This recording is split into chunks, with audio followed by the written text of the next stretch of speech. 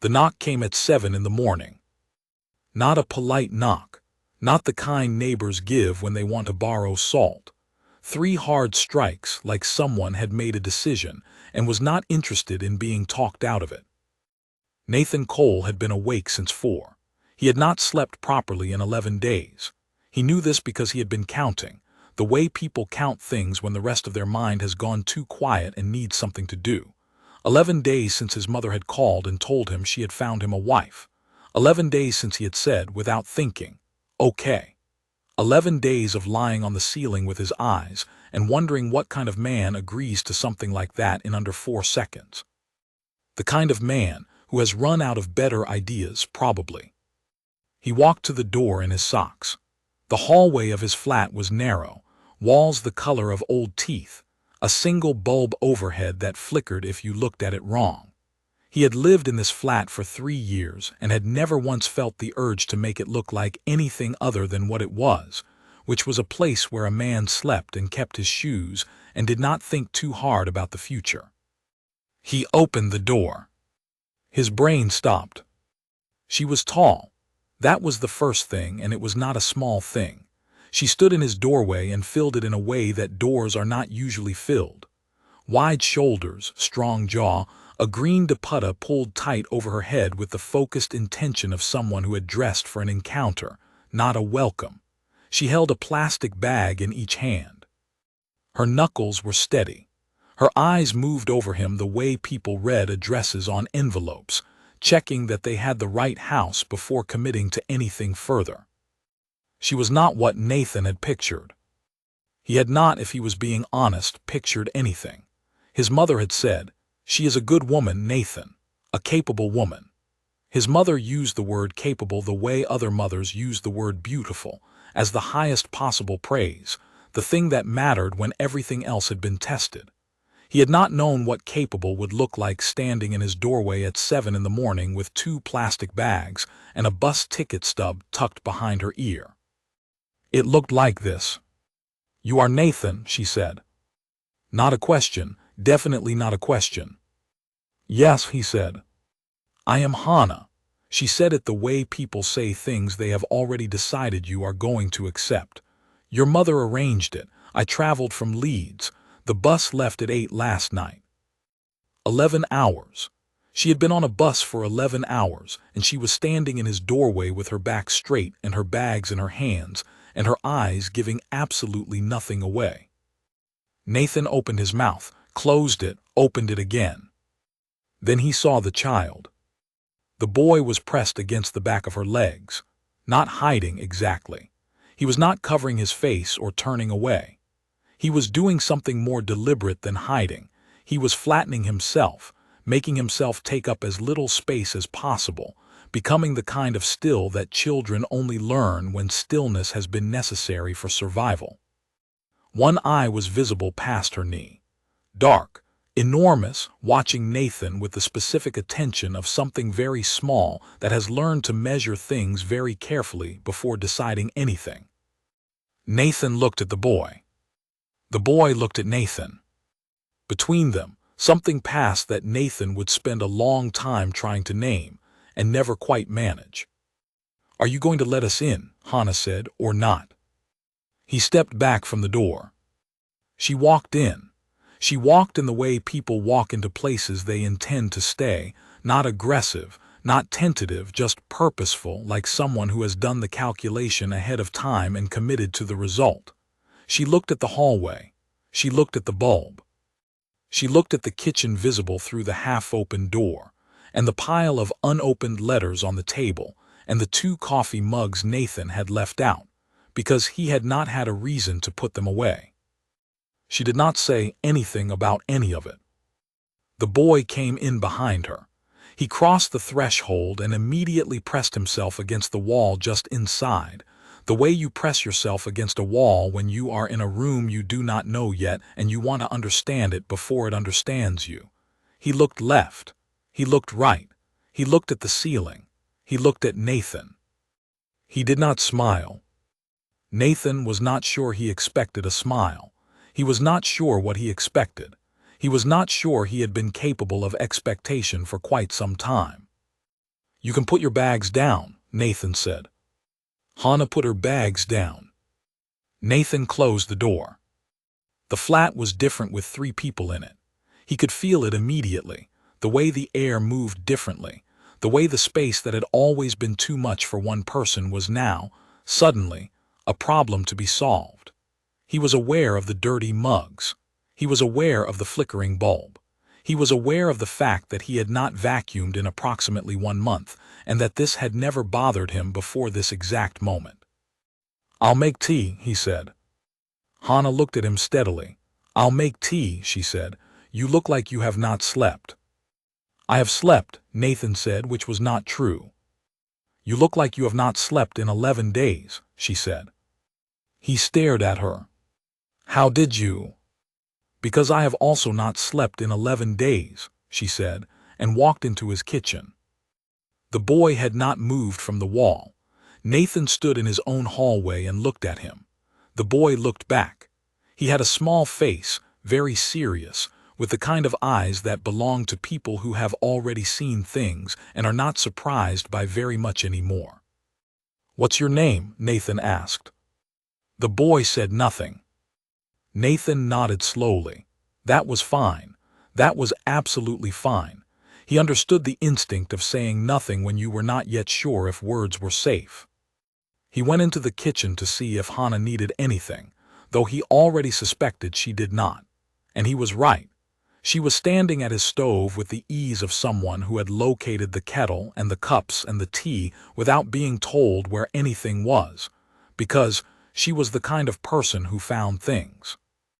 Nathan sat down at his kitchen table in his own home, a home that felt, for the first time in 3 years, like something was happening inside it.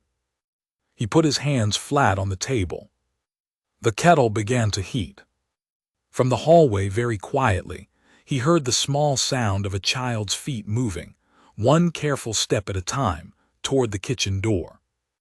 Neither Nathan nor Hannah looked up. The boy stood in the doorway. He watched his mother pour the water. He watched the steam rise. He did not come in, but he stopped pressing himself against the wall. That was something. Nathan wrapped his hands around the mug Hannah set in front of him. It was hot. The kind of hot that is almost too much and you hold it anyway because you need to feel something solid. Outside, the morning was going gray to pale. A bus went past. Someone's dog barked twice and stopped. Inside, 3 people sat in the arrangement of a life that had not existed the day before, and the tea cooled, and the bulb flickered, and nobody said anything for a while. It was the first quiet Nathan had felt in 11 days. He did not know what to do with it yet. But he did not reach for anything to fill it, either. He just sat and let it be what it was, which was the beginning of something he did not have a name for. The boy eventually came in from the doorway. He sat down on the floor near the window. He did not take a chair. He did not ask for tea. He took a small, smooth stone from his pocket and put it on the floor in front of him and looked at it. Hannah did not comment on the stone. Nathan did not comment on the stone. After a moment, the boy looked up at Nathan, a brief, assessing look, then down again at the stone.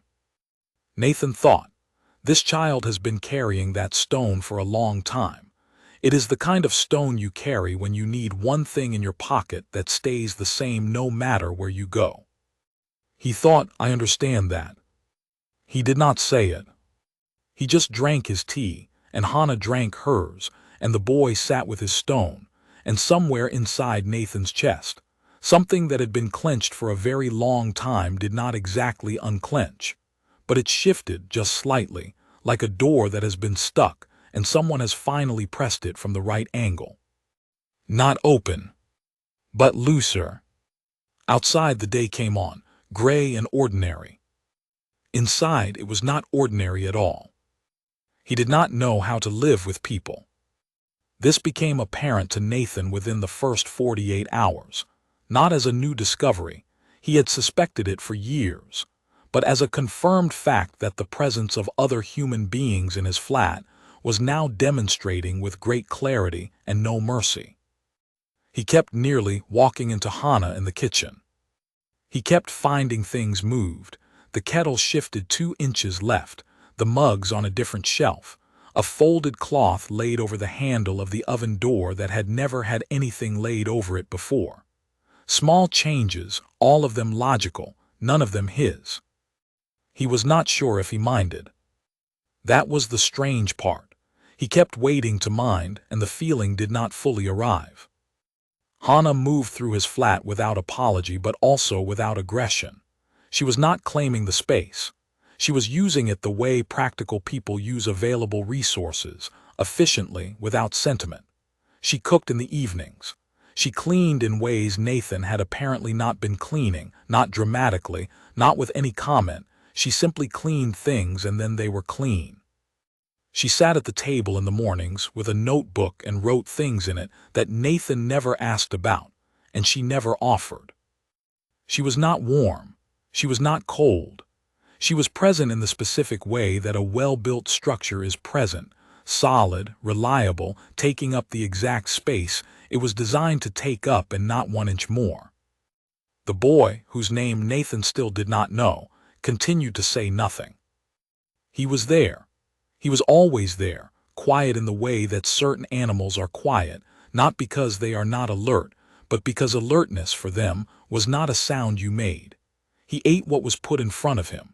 He slept on a rolled mat that Hannah had produced from one of the plastic bags, a mat folded with the precision of someone who had packed it many times. He followed Hannah at a distance of 2 feet, always 2 feet, a shadow that had learned the exact safe radius. Nathan gave him space.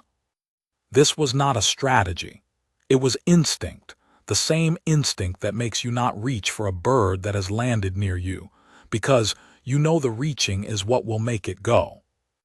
On the 3rd day, Nathan came home from work to find the boy sitting inside the cupboard under the kitchen sink.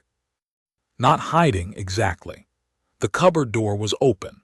The boy was sitting in it with his knees folded up and his back against the pipe and his stone in his hand, looking out into the kitchen with the peaceful expression of someone who had found the exact right place to be.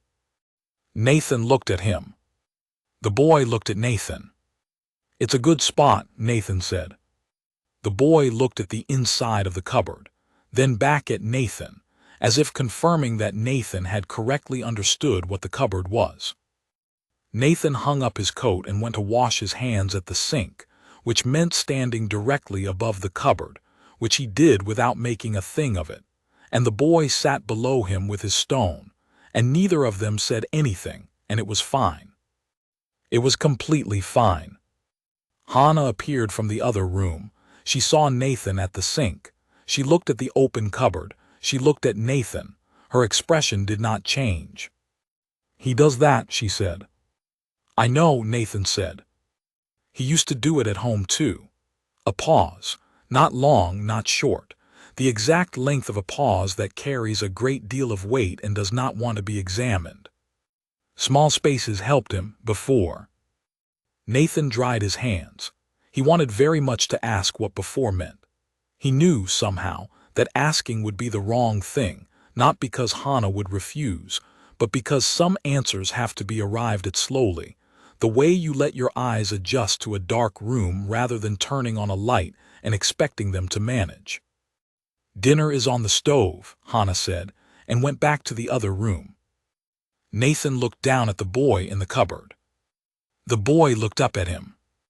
"Hungry?" Nathan asked. A long pause, then very small a nod. Nathan left the cupboard door open and went to dish out 3 plates. He put one on the floor near the window, where the boy usually sat. A minute later, he heard the small sound of the cupboard settling as the boy climbed out of it. He did not look over. By the time he carried his own plate to the table, the boy was seated by the window, cross-legged, eating steadily with both hands free, except for the one that kept the stone in his lap.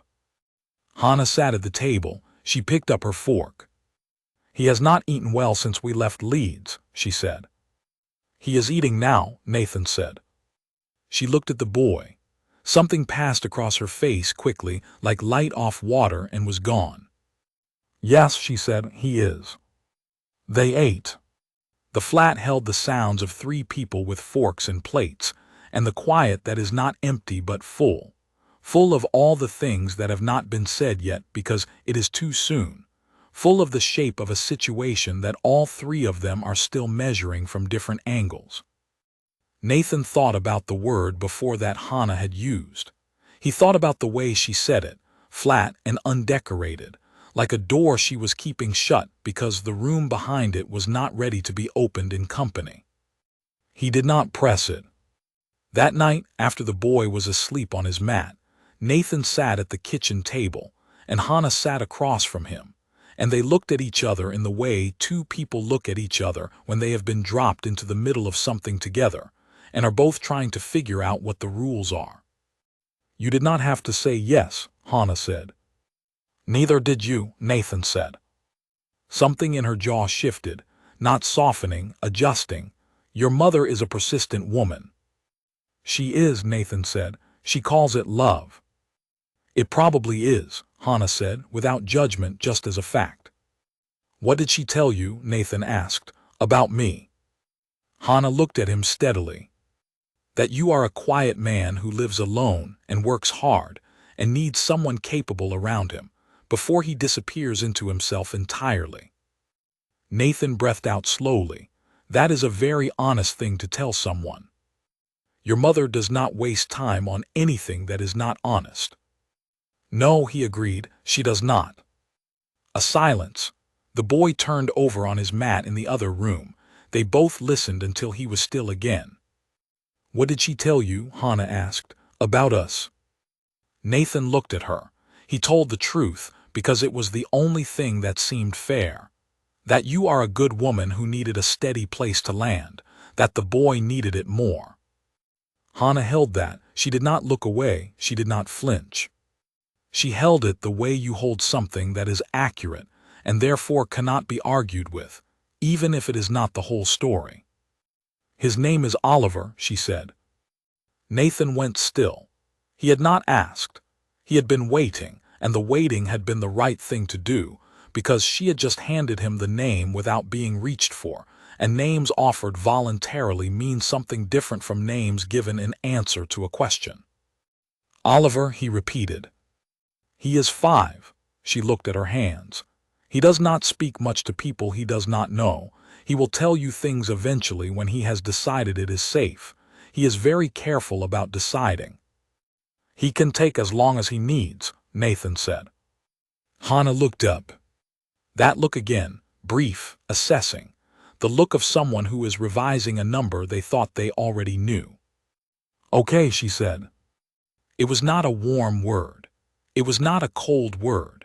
It was the word of a woman who had learned to hear what people said and measure it against what they did, and who was, for the first time in a long time, listening for both. Nathan made more tea. They talked until midnight. Not about feelings, not about the future in the big, frightening sense, about practical things, about Oliver's school, about Hannah's work, about how the bills ran in the flat in which neighbors were reasonable and which ones Nathan simply ignored, about the fact that the third shelf in the refrigerator was broken and tilted everything slightly to the left, about small, structural things, the kind of conversation that is really about trust, because you only talk about the refrigerator shelf with someone you are beginning to believe will still be there next week. When Hannah finally went to sleep, Nathan sat alone for a few minutes in the kitchen. He looked at the 2 mugs on the table, both of them empty now. Both of them his once. Now hers was hers, with the small chip on the handle she had already found and would always choose because she was that kind of person, the kind who finds the imperfect thing and decides it is hers. He washed both mugs. He turned off the light. He went to bed. Down the hall, Oliver slept on his mat with his stone somewhere near his hand. In the other room, Hannah lay still in the way of someone who is awake but resting, conserving, storing herself for whatever tomorrow would ask of her. Nathan lay in the dark and thought, this is the strangest thing that has ever happened to me. He thought, I am not sure I wanted to stop. He did not know what to do with that, so he put it somewhere safe. The way Oliver kept his stone, close and private, and not yet ready to be explained. He slept. For the first time in 11 days he slept properly.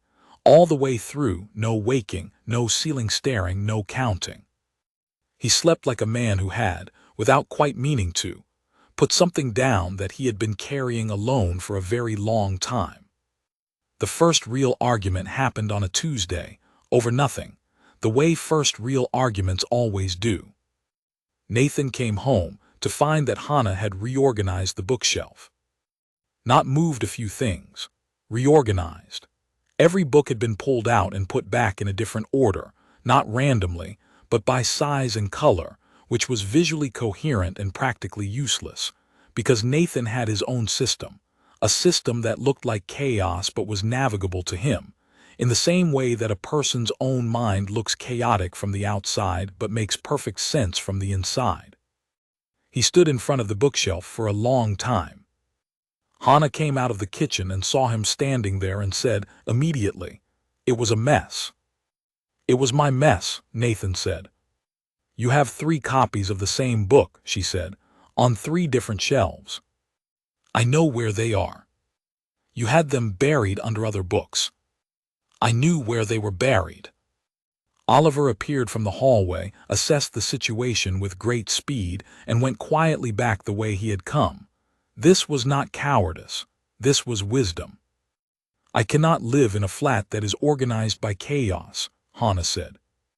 It is my flat, Nathan said. The word landed between them. Neither of them moved.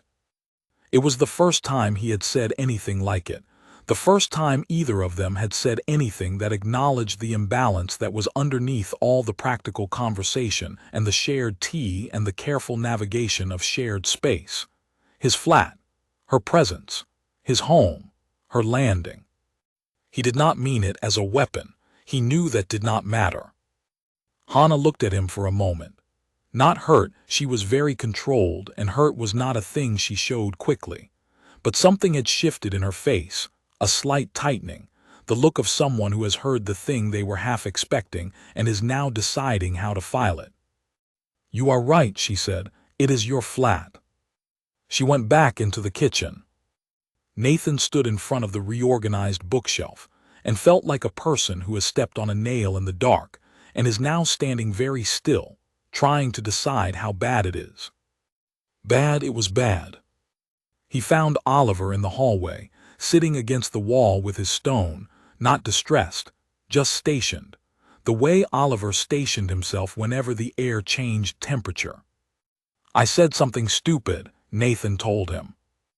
Oliver looked at the stone. To your mum. Oliver turned the stone over in his hand. I am going to fix it, Nathan said. Oliver looked up at him, one brief serious look, then back to the stone. Nathan walked into the kitchen. Hannah was at the stove. Her back was to him.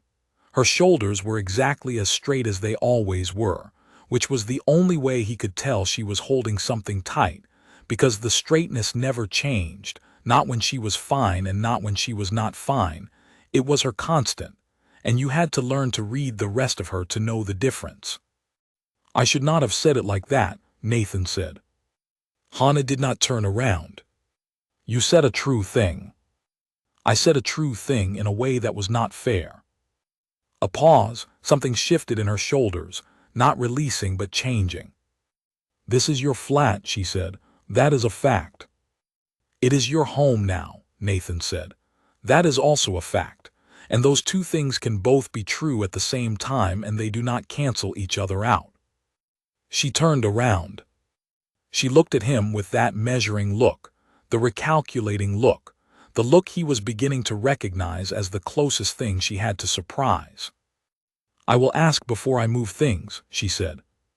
You can move things, Nathan said. I will tell you when I need them a certain way. That is an agreement, she said. Yes. We should have made it earlier. Probably, he said. We are making it now. She turned back to the stove. Nathan picked up a cloth and started drying dishes that were already dry, because he needed something to do with his hands. "I have not shared a space with anyone in 4 years," he said. "I have not shared a space with anyone other than Oliver in 3, she said. "We are both bad at this." "We are both learning," she corrected, and then, after a moment, "There is a difference." He put the dry cloth down. "Yes," he said, "there is." Oliver appeared in the kitchen doorway. He looked at his mother. He looked at Nathan. He looked at the stone in his hand, then back up at them. He walked in and sat down on the floor by the window in his usual spot. He put the stone on the floor in front of him. Hannah put a bowl of crackers near him without being asked. Oliver took one. He looked at Nathan again. Then very carefully he picked up the stone and set it on the table near Nathan's side. Not giving it, not offering it, just placing it in Nathan's direction, the way you might share a view with someone. "Look at this thing I look at. You do not have to hold it, but you can see it." Nathan did not pick it up.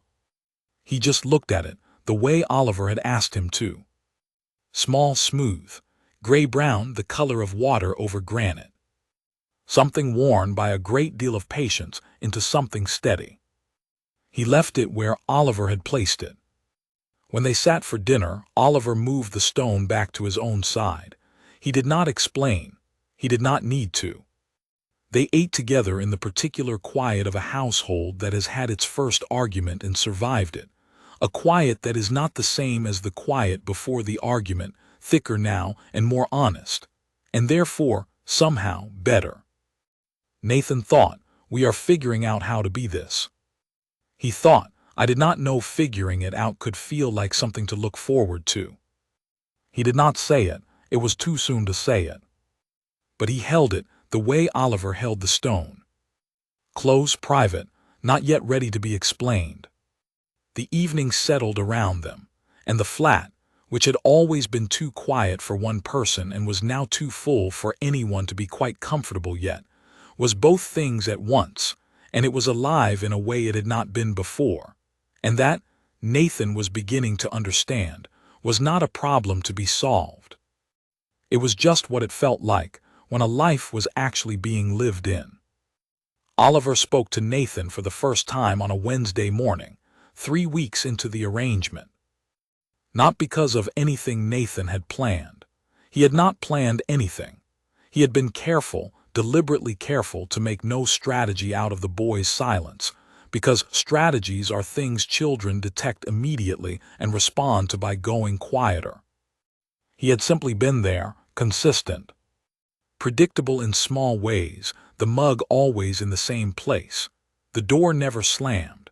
The lights in the hallway left on until 9 o'clock because once, in the second week, he had noticed Oliver check for the light before he moved down the hall in the evening. Nathan left the light on after that. No comment, no ceremony, just on. Wednesday morning he was fixing the kitchen tap.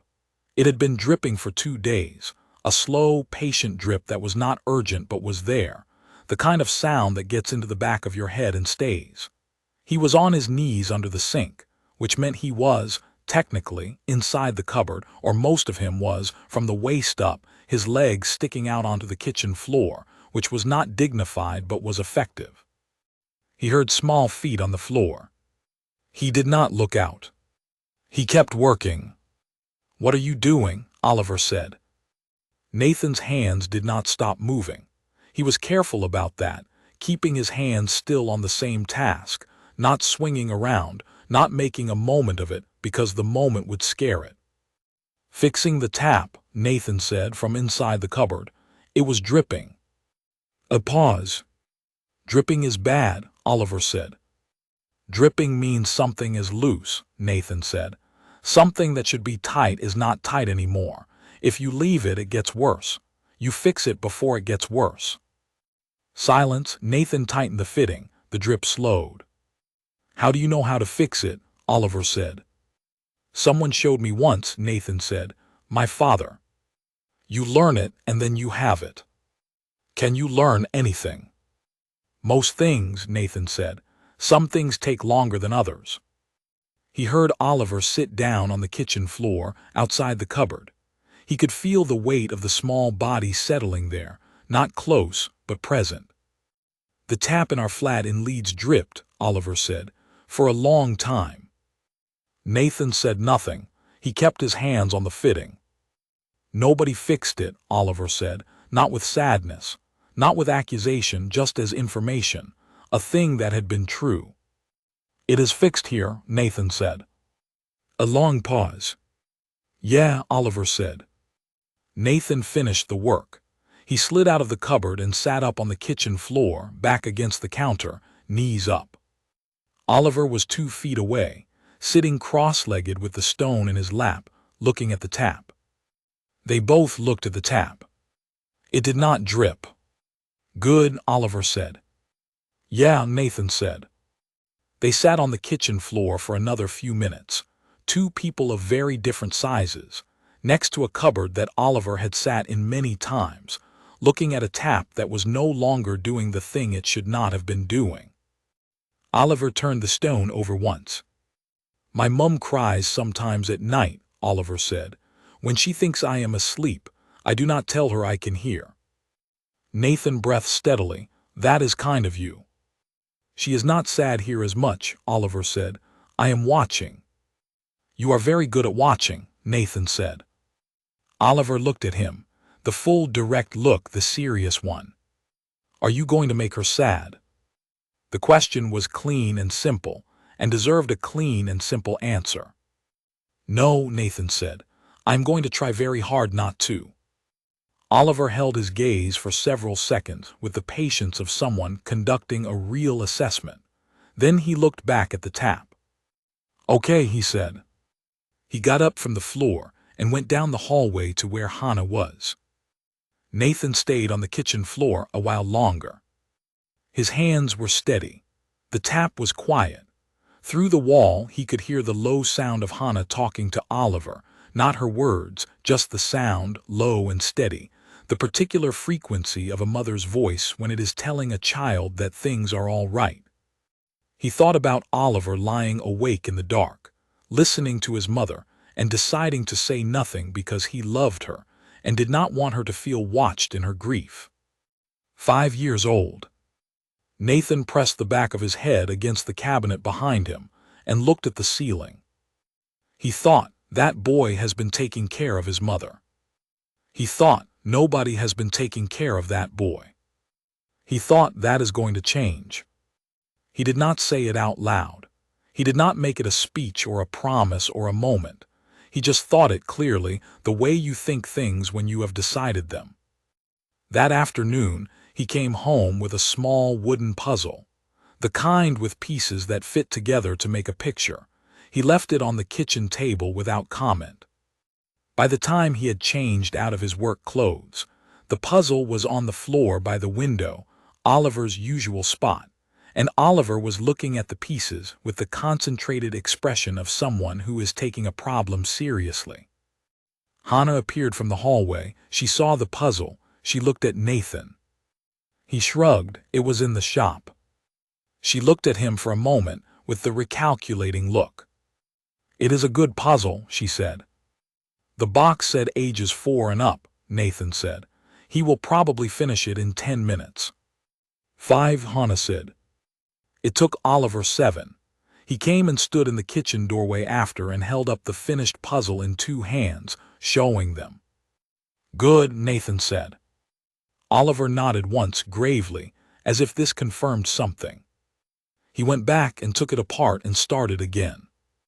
That evening, Nathan sat at the table and Hannah sat across from him, and they both had their tea, and Oliver was on the floor with his puzzle and his stone both, moving between them with the happy efficiency of someone with 2 satisfying things to do. "He spoke to you this morning," Hannah said, quietly. Not a question but not an accusation either. "Yes," Nathan said. She looked at her mug. "He has not spoken to a man who was not family in over a year." The words carried weight. Nathan let them carry it without rushing to respond. "He asked me if I was going to make you sad," Nathan said. Hannah looked up. There it was again, that quick light off water there and gone. "What did you say?" she asked. "I said no," Nathan said. "I said I was going to try very hard not to." She was quiet for a moment, then, "He will hold you to that." "I know," Nathan said. "I am counting on it." She looked at him for a long time. She did not smile. She was not, he was learning, a frequent smiler, but something in her face shifted into a configuration he had not seen before, open, just slightly, the way a window opens when someone has decided the air inside needs replacing. "The tea is getting cold," she said. "Yes," he said. They drank it cold. Neither of them moved to reheat it. Oliver, on the floor, assembled his puzzle for the third time and did not look up, because he was 5 years old and had already conducted his assessment, and had things to do now that the important work was finished. The flat was quiet. The tap did not drip. Outside, the evening came down over the street in its ordinary way, cars and voices, and the distant sound of someone's television through a wall. Inside, something was growing, not large yet, not named, not ready to be named, but present, steady, like a tap fixed before it could get worse. 11 months after Hannah and Oliver arrived at Nathan's door, his friend Colin came for dinner.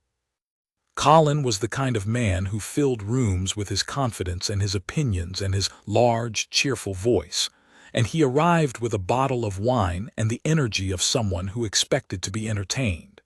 He had heard about Hannah. He had heard about Oliver. He had been told the basic facts by Nathan, who had told them simply because Colin had asked directly, and Nathan had learned long ago that lying to Colin was more effort than it was worth. Colin came in and shook Nathan's hand and looked around the flat. It was different, not completely different. Nathan was still Nathan, and his books were still on the shelves, still in his own system, though Hannah had added a small table in the corner with her notebook on it and a cup of pens, and a round basket of thread in colors that ran from dark green to pale yellow, because she had started selling her embroidery work to a woman who ran a craft market on Saturdays, and she was very serious about her colors. Oliver's drawings were on one wall. Nathan had put up a strip of cork board and set it at Oliver's height, and Oliver had been filling it methodically with drawings done in pencil and sometimes in crayon. Not scribbles. Oliver did not scribble. He drew with the serious attention of a person who is making records, maps of rooms, pictures of the tap, pictures of the window. One drawing that was clearly the inside of the cupboard under the sink viewed from the inside, which Nathan found so specific and perfect that he had never suggested Oliver put anything over it. Colin saw the drawings. He looked at them for a moment. "Kid's got an eye," he said. "He does," Nathan said. Hannah came from the kitchen. She came the way she always came into a room, direct, measured, taking up exactly the space she required. Colin put out his hand. "Colin, I've heard about you." Hannah shook it. "Hannah, I have heard about you also." Colin looked at Nathan. Nathan looked at the ceiling.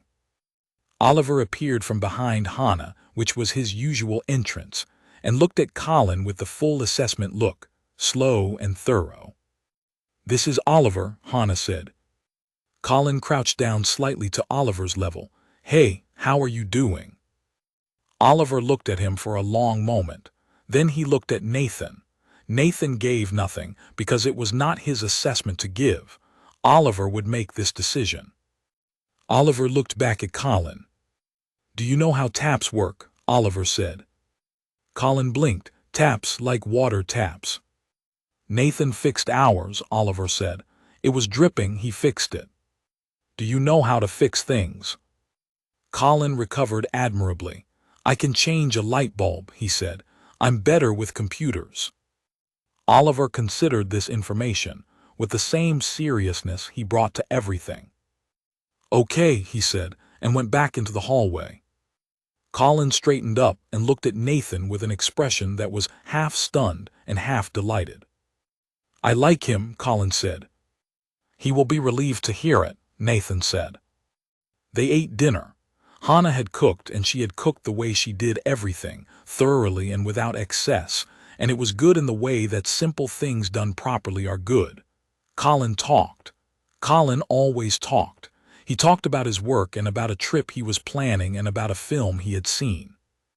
Hannah listened with the focused attention of someone who finds other people genuinely interesting, not because she was being polite, but because she was the kind of person who collected information about the world and the people in it and found it useful. Oliver ate quietly. Partway through dinner, Colin, gesturing enthusiastically about something, knocked his glass of water over. It went across the table and directly into Nathan's dinner. There was a silence. Oliver looked at the water spreading across the table. He looked at Colin. "That is dripping now," Oliver said, watching the water run off the edge of the table. Colin looked at him, and then he laughed, a real laugh, the kind that comes from being caught off guard by something genuinely funny. Oliver did not laugh, but the corner of his mouth moved. Hannah got up and brought a cloth without expression. Nathan mopped up the water. Colin apologized several times, and Oliver watched the whole operation with the air of a foreman observing a repair. Later, after dinner, Colin found Nathan in the kitchen while Hannah was settling Oliver for bed. "She is not what I expected," Colin said. "What did you expect?" Nathan said. Colin took a moment. "Someone more, I don't know, nervous, grateful, you know what I mean." "Not really," Nathan said. Colin leaned against the counter. "She is very certain of herself." "Yes," Nathan said. "I like it," Colin said. "She does not ask for anything she does not need."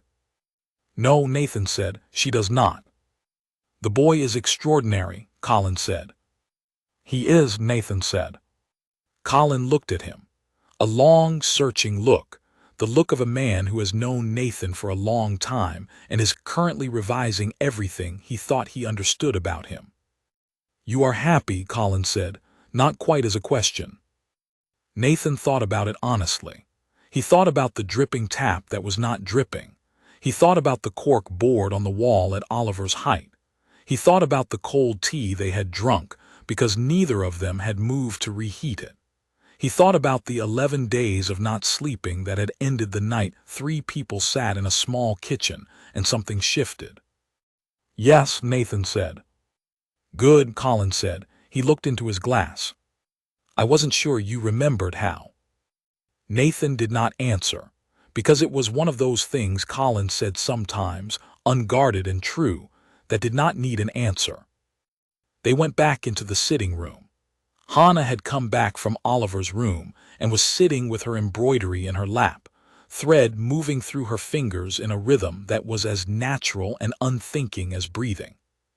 Colin sat back down and picked up the conversation from before as if they had never left it, and Hannah listened and occasionally said something short and accurate that made Colin reconsider whatever he had just finished saying, and Nathan sat with his tea and watched this small, ordinary scene. 3 people in a room, one of them his friend, 2 of them his family, which was a word he had not used about anyone in a long time and which he did not say aloud now but felt clearly. The way you feel the temperature of a room without needing to name it. Oliver's stone was on the corner of the table. Oliver had left it there when he went to bed. He had started doing that sometimes, not always, not every night. But sometimes he left the stone somewhere in the flat's common space, on the table or the windowsill, or once on top of Nathan's work bag by the door, and then in the morning he collected it again. Nathan had thought about it. He had come to believe it was Oliver's version of a light left on, his way of staying present in the space even when he was asleep, his way of saying, "I am here. I have decided this is a place where I can leave something." Nathan looked at the stone. Then he looked at Hannah's hands moving with the thread. Then at Colin, who was in the middle of a story about something that had happened at his office and was waving his hands to demonstrate. The flat was warm. It was the middle of winter, and the radiator worked, and Nathan had bled it properly in October so it did not clank the way it had before. He had been taking care of things, quietly, without announcement. Because there were people inside the space now, and the space mattered in a different way when there were people inside it. 3 people who had arrived at this flat from different directions, 2 of them through a door they had knocked on with practiced courage and 2 plastic bags and a bus ticket. One of them already inside, waiting without knowing he was waiting, and none of them certain, and all of them here. The fire was on. The flat was warm. Oliver Stone sat on the table and caught the light in the ordinary way of smooth, reliable things. Outside, the street was cold and dark.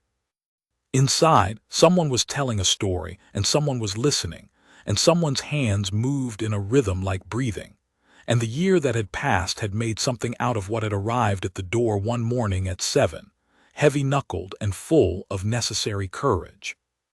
Not perfect, nothing about it was perfect, but real.